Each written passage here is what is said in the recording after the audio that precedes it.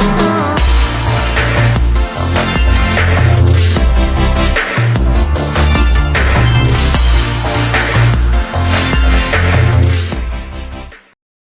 and welcome back to another episode of BPM RealTalk. And I'm your host, Mark Khabe, co-founder of Prime BPM, and it's a pleasure to have you guys here with us today again. So thank you, Brenda, for joining us today. We really look forward to diving deeper into your experiences and your successes.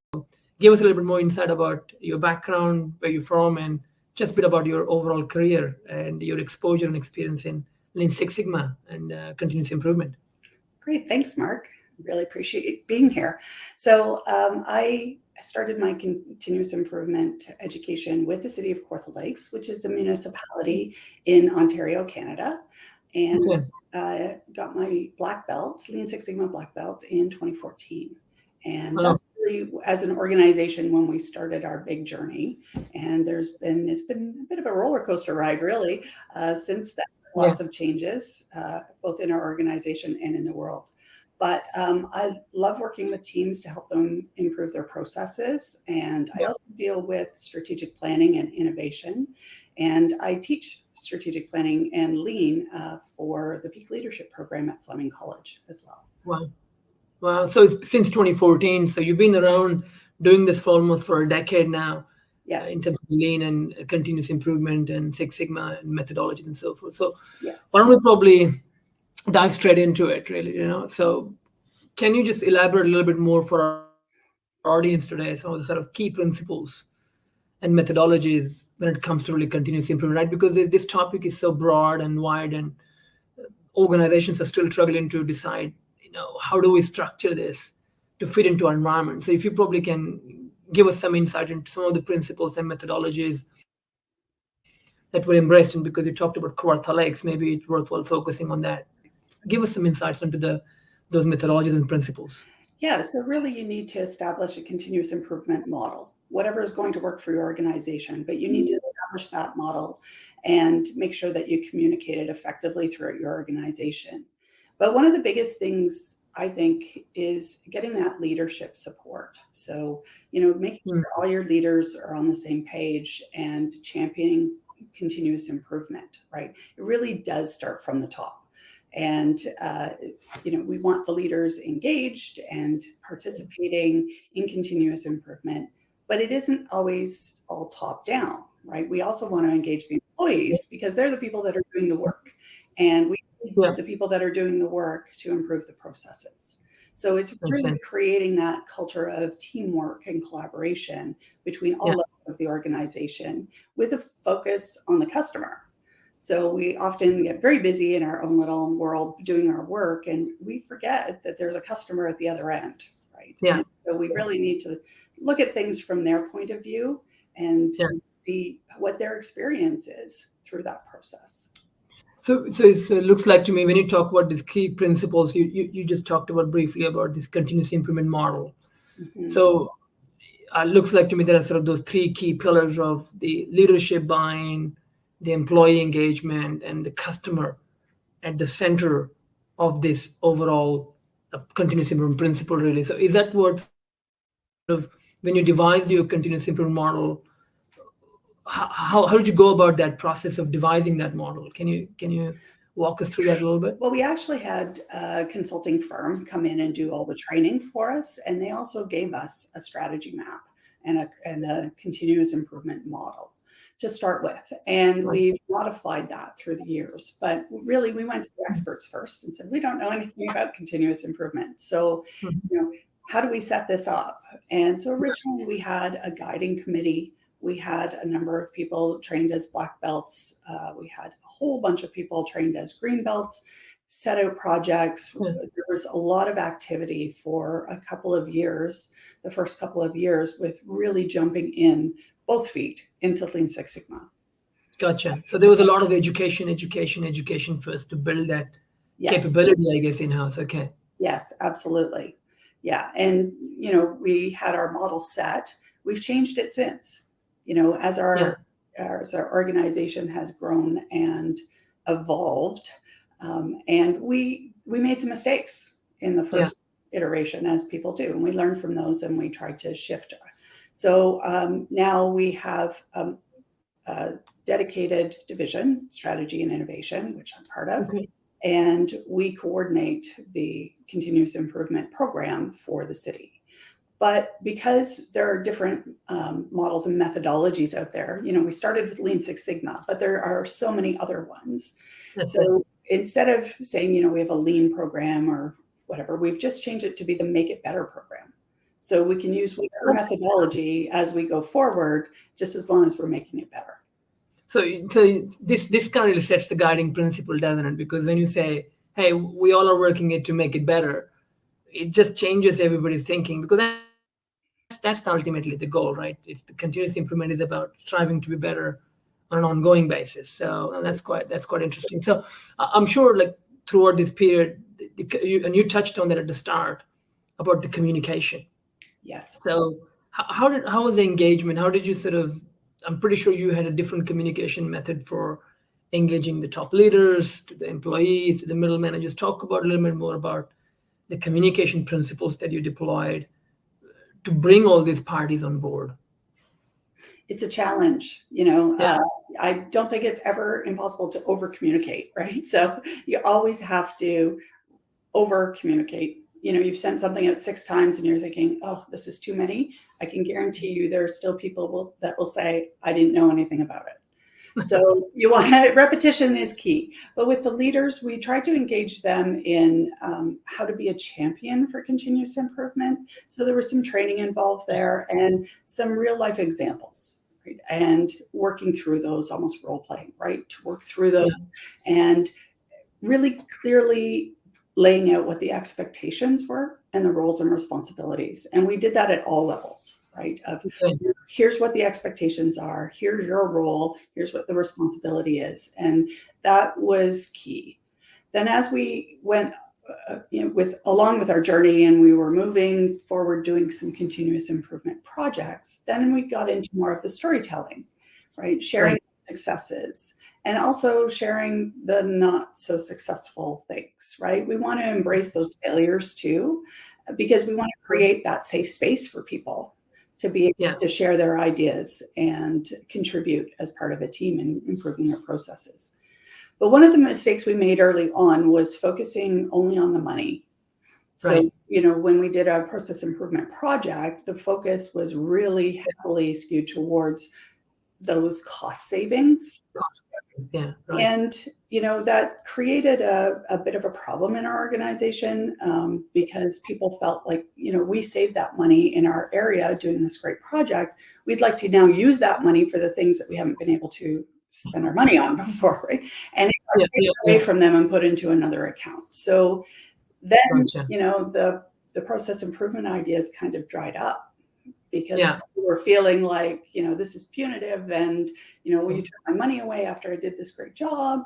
So we learned from that. And now we've shifted so that, yes, we look at cost savings, but we also look at, have we improved the customer experience?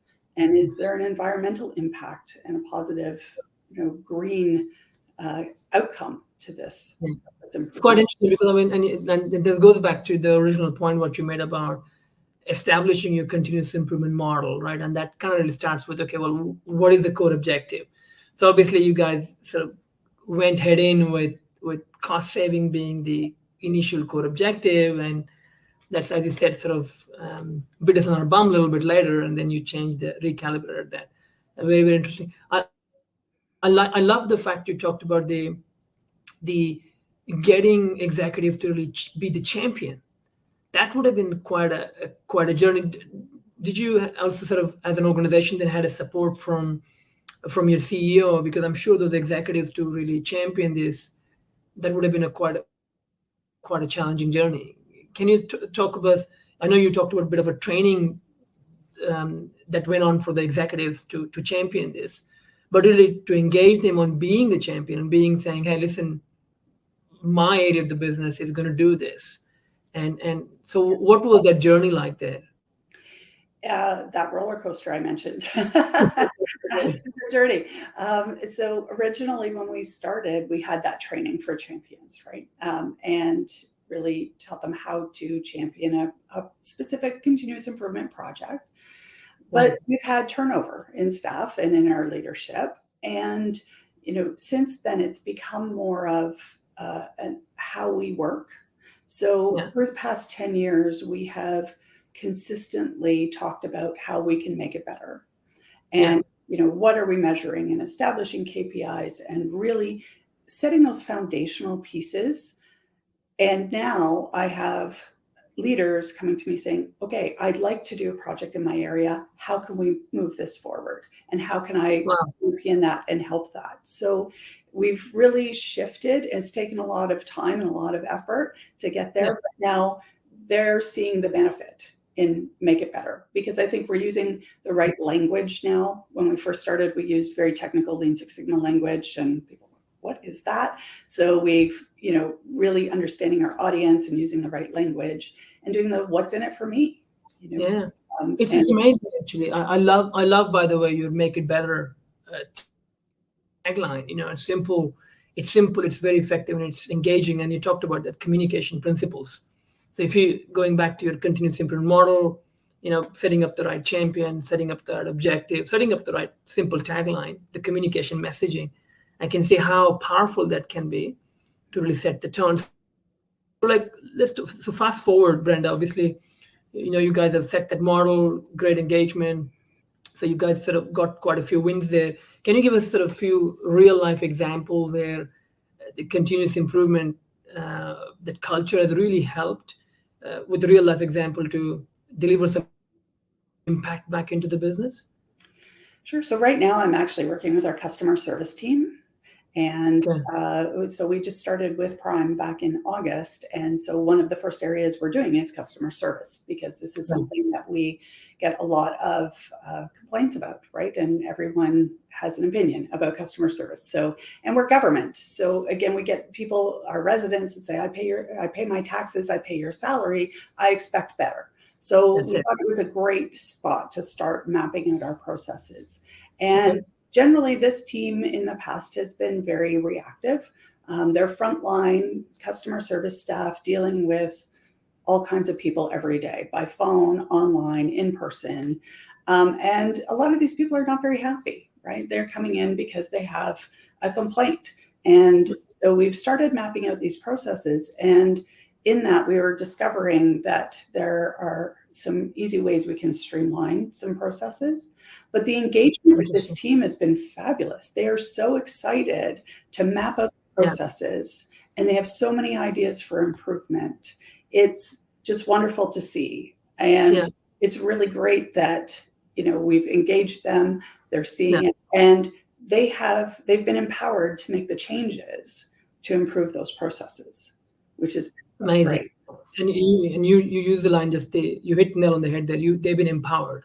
Yes. And I think it looks like to me there is, again, and it was a similar type of experience with one of the previous practitioners that I had interviewed with. There's so much in-house locked potential that we're actually not tapping into. So looks like to me you kind of hit a bit of a jackpot there with the customer service team. And how far is that journey been? Has that sort of are there any statistics, or are you still on a journey to get some statistics and improve the customer experience, etc.? Yeah, we're just establishing the measures now. And that's something that we haven't been that great at, frankly, is measurement. And really looking at the data in the last few years. We've had, obviously, COVID and the pandemic shifted our focus for a few years to just keeping the lights on and, operating our basic services. And so now we're finally to a point where we can start ramping up again. But we learned so many lessons through that pandemic as well, and can change our processes in so many ways. So we're really, excited about the possibilities there. And for the past year and a half, we've actually had an innovation program called Empower, where we're looking at innovative solutions to some of the problems we have as a municipality, and using those lessons learned from the pandemic. So, and it's really interesting because some of the things we're looking at through an innovation lens of, what's the outcome we want to get to, and how can we do that in a completely different way. Or are we looking at it as a continuous improvement opportunity? And there's been a number of projects that have bubbled up out of the Empower Innovation Program for continuous improvement. So they work really well together. And I'm excited to actually move this forward more. Incredible. So it looks like to me you've been quite sort of, obviously it's been an arduous journey, but you've been quite successful in creating that initial, like I go back to the model, bit of a strategy, and that culture has started to bubble away. And now you're in a kind of a sustaining mode on how do we maintain and sustain that momentum, what you have generated. And it looks like to me, is that what the Empower program is about, to double down and sustain that momentum, like it's talked about through innovation lens or just CI project lens?